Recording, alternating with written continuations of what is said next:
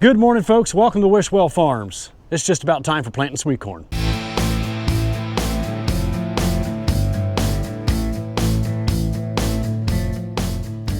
But before I can do that, I have some last minute repairs that need finished up on my John Deere 7000 corn planter.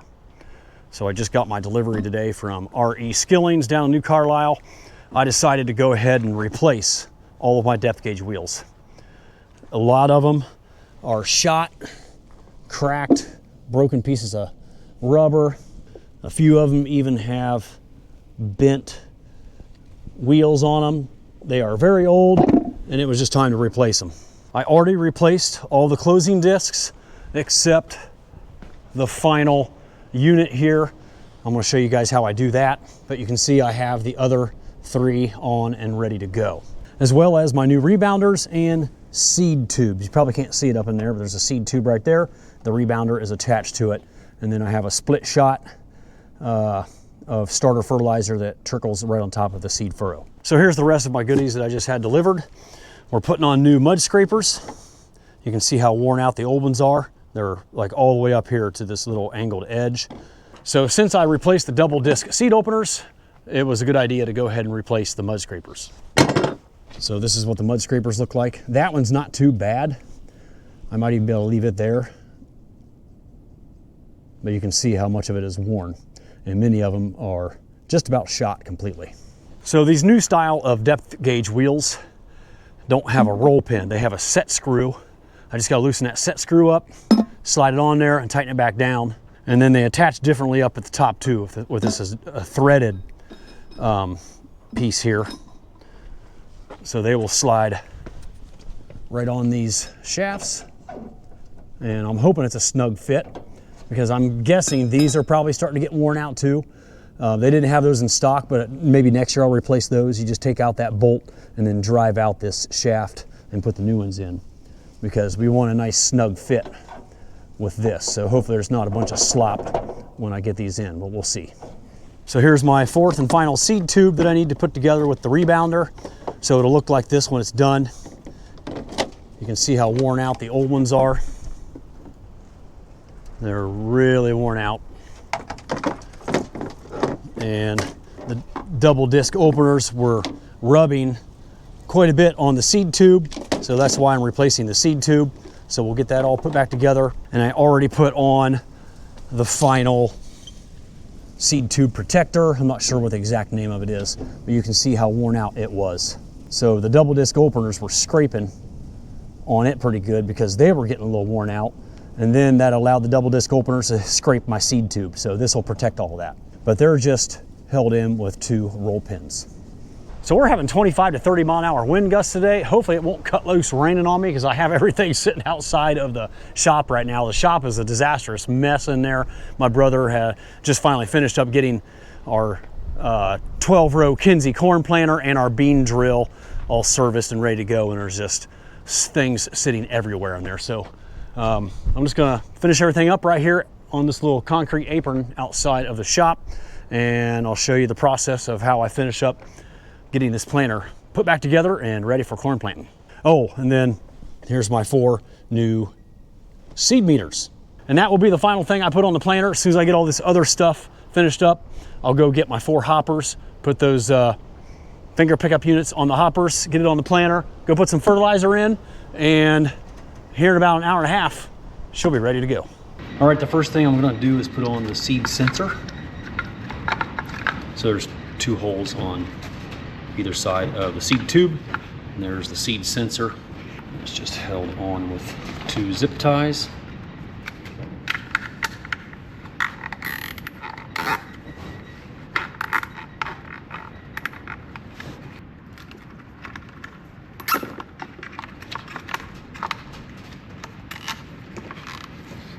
All right, now for the actual rebounder fertilizer attachment. These tubes require this little white plate to go on here. It goes in there. This little piece gets pressed up in there.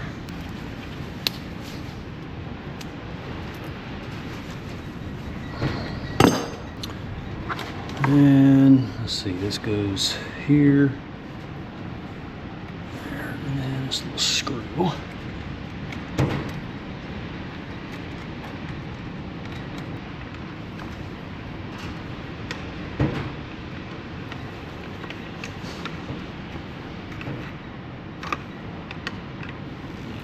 Next, we got a zip tie 'em on.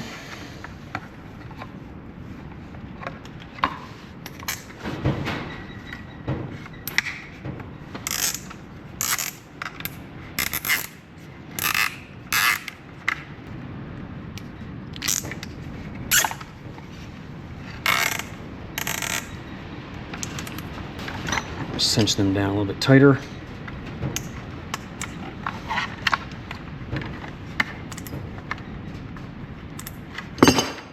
That's got to go up in there.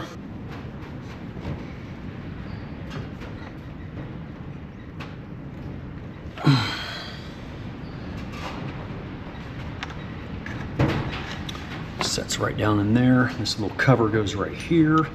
Get them tightened down.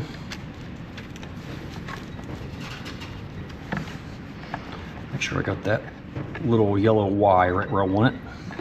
It goes right up against that little piece right there. Okay.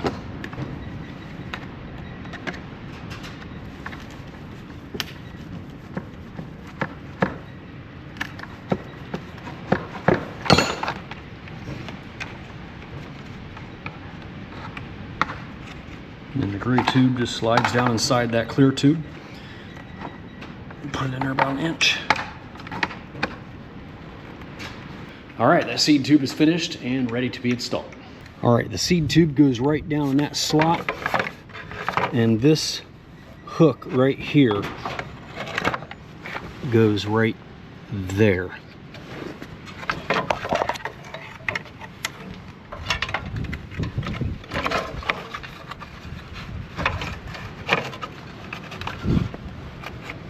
And then the seed sensor wire and plug just comes out right there. And I have a bolt I have to put through to hold the seed tube in place. Right there. Now you can see pretty clearly how the seed tube protector protects that seed tube from rubbing in the dirt. So the double disc openers will be right here, just like this. This is what opens the seed furrow. So they'll be right here, opening a seed furrow. This will be scraping right along the bottom of the seed furrow as the seeds are dropping in. And then this little seed firmer here kind of drags right across the top of the seed furrow and dribbles a split shot of starter fertilizer right on top of the furrow. And the depth gauge wheels still have to be put on. I'll show you how those work here in a little bit. Oh, and I forgot to mention, this little gray line just goes up through here, comes out by the seed depth adjustment, and plugs into this little check valve. And then if you follow the hose all the way back into this little manifold, and eventually to that electric pump, which pumps it out of these tanks. All right, the one on the left is reverse thread, so I'm actually turning it to the right, which is usually tightening, but that loosens it on the left side. These are all of our shims.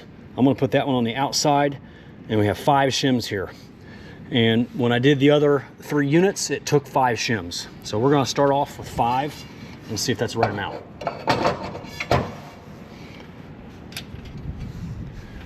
And then we turn this to the left to tighten. We're just gonna snug it up a little bit. And over here to the other side, I'll take this one off. And I see that I only have 2 shims. So we're gonna put those 2 old ones back on, and I have a bag of new ones because I wanna put 5 on there. We're gonna start with 5. And when I say start with 5, we may have to make it 4, we may have to make it 6. I wanna put these discs on,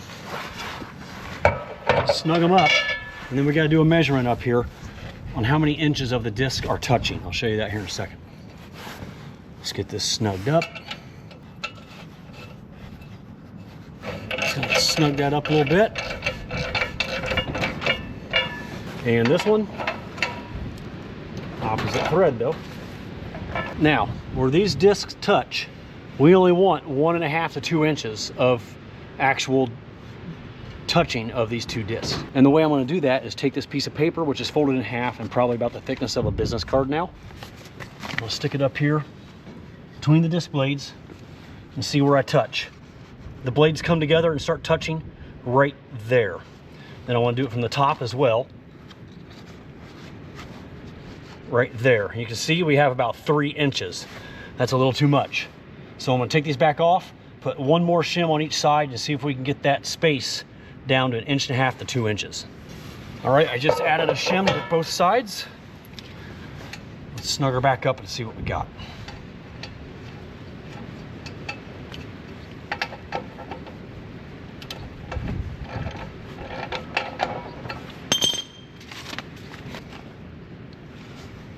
All right, we're touching right there.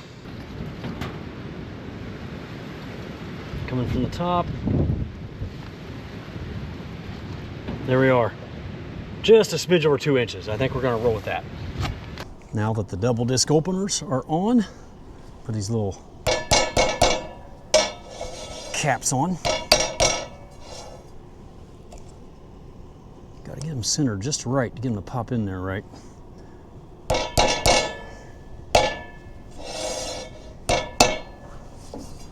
And one of the final things I'm going to be putting on right now are the mud scrapers. I want to get those on before I put on the depth gauge wheels because they'll kind of be in the way and make it a little more difficult. We got 1 on each side, so 2 per unit. I got 8 of them to put on.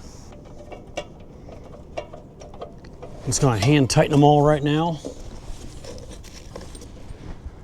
Get them all put on, and then we'll snug them all up. So that's how they look. So any sticky mud that's on the disc openers will come up here and get scraped off by the mud scraper.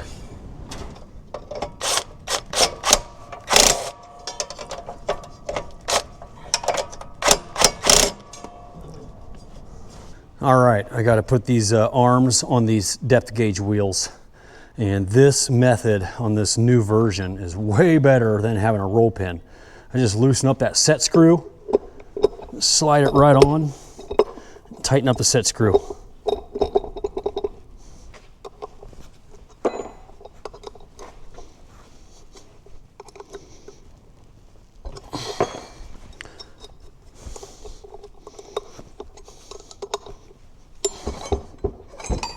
Done. Man, that was nice. Nice and easy. All right, let's go slap this on and see how it works.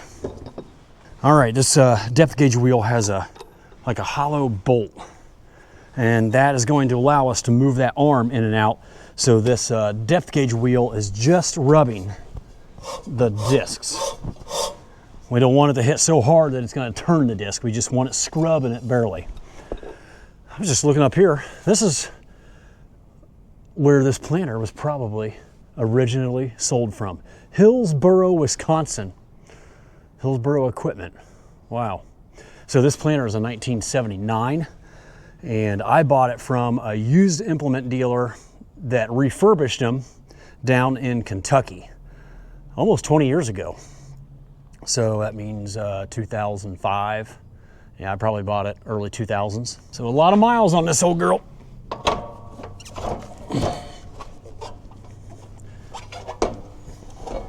Okay, let's see if we can figure out where this thing gets set at.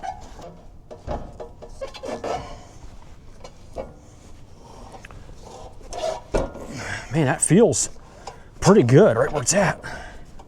Oh, it slid out a little bit. Let's go ahead and put this bolt in here.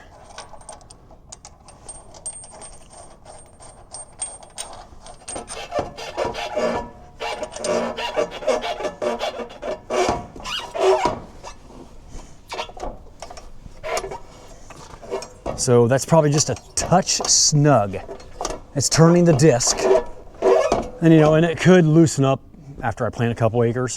So I want to back that up just a little bit so that doesn't rub quite so much. So I just discovered that there is 1 shim on there. And the more I think about it, I think I want to leave 1 on there. Otherwise this this hollow bolt will be rubbing directly on metal frame. So we're going to leave 1 shim on there.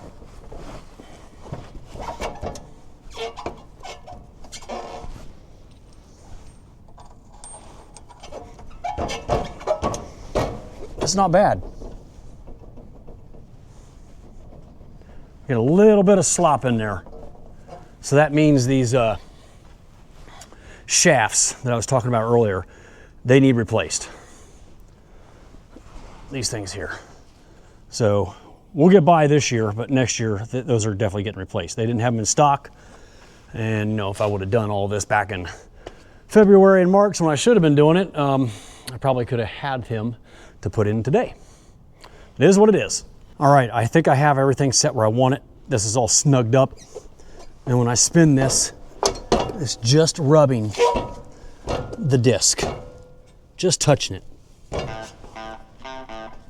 I don't know if it should be touching it a little bit more or a little bit less, but that's what we're gonna leave it at and see how she does.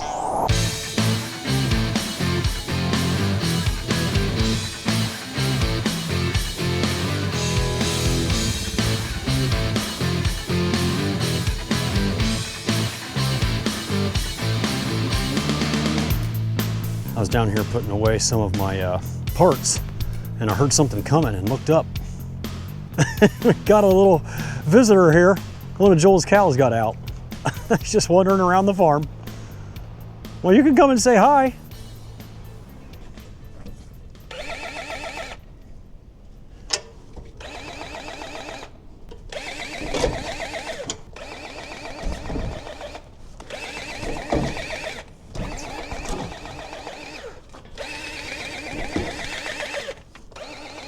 All right, just about got this old girl ready to go. She's completely greased, chains are lubed, all the new parts are put on that I purchased. I have a little crack right here in my tank. See that? And I had this special tape on it that's like waterproof tape, but it was still bubbling out a little bit last year, so I peeled it off and I'm gonna clean it up with some rubbing alcohol and put another piece of fresh tape over that and it should be fine. I'll probably only fill it up about that full anyway, since I got both tanks to fill with starter this year. No need to fill them all the way up. And then the final thing I'm working on right now are putting my finger pickup units on the hoppers. Go fill those 2 tanks with fertilizer, and then I will be ready to plant some sweet corn. Getting just a little warm. It's like too cold to not have a coat and a little too warm to wear a coat. It's that in-between temperature, and the main problem today is that wind. The wind is just terrible. We've had 35-mile-an-hour gusts sustained at 20 to 25 all day long. That's helping things dry out. And it actually gives you a little bit of false sense of hope because it makes it look like it's really dry, but when it's just windy, it dries the top, the surface. And without sun, you know, it's not gonna dry it down good, you know, down a couple inches where we need it to be dry in order to plant. All my units are numbered. This one's number 3, and there's hopper number 3.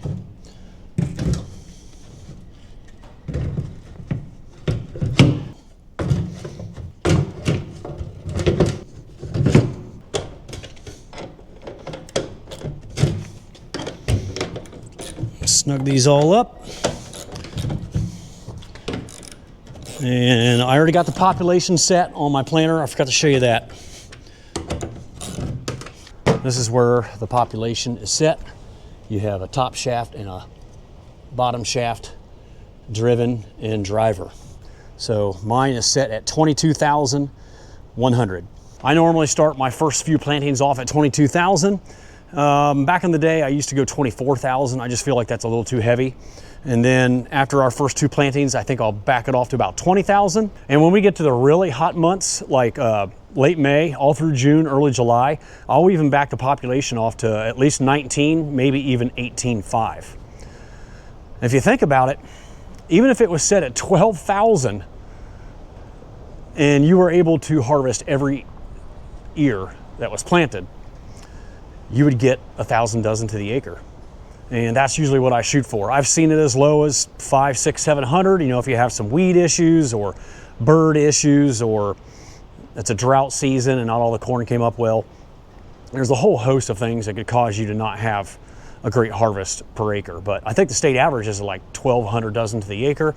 We shoot for 1,000. And by planting 18.5 to 22, that usually gets us in that sweet spot where I think we need to be. So those of you who plant sweet corn on a large scale, let me know in the comments what your favorite population is. What do you start at and what do you end up at? I'd be curious to know.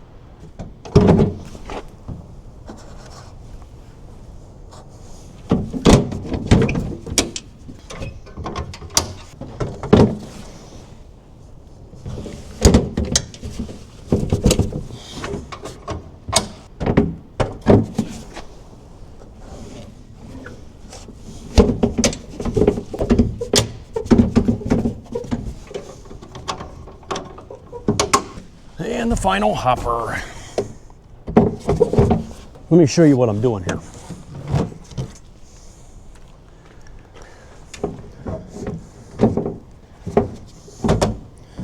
All right, so right there are the latches that the hopper goes down on right there.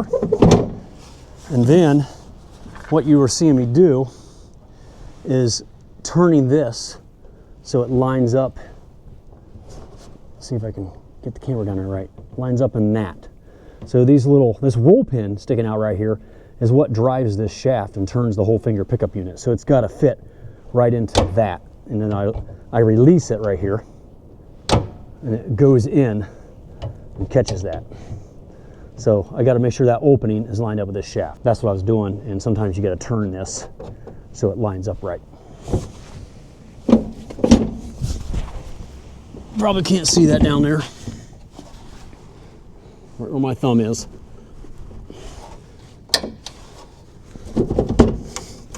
It's not wanting to go in. Something's not lined up right. A little difficult with the camera in my hand. All right, I got it all connected. And then the final thing here is to latch it.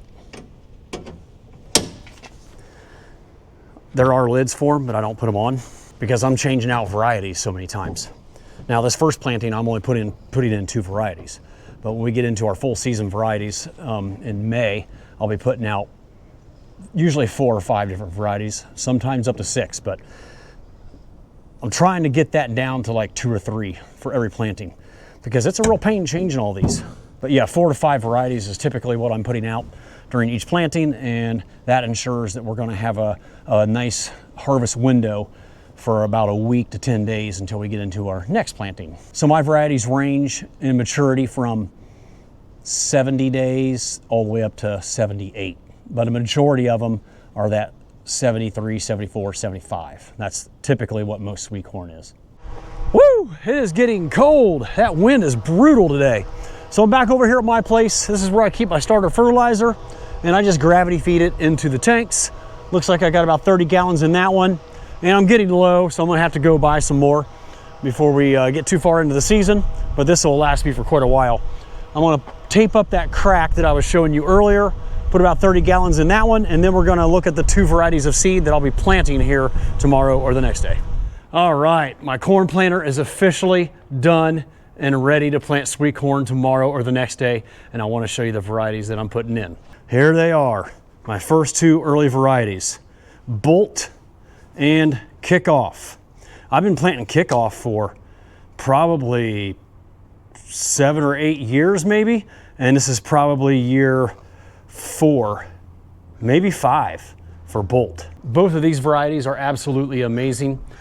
Even the main season varieties that I plant in May, June, and July aren't really that much better than Kickoff. Kickoff is really, really good for an early corn.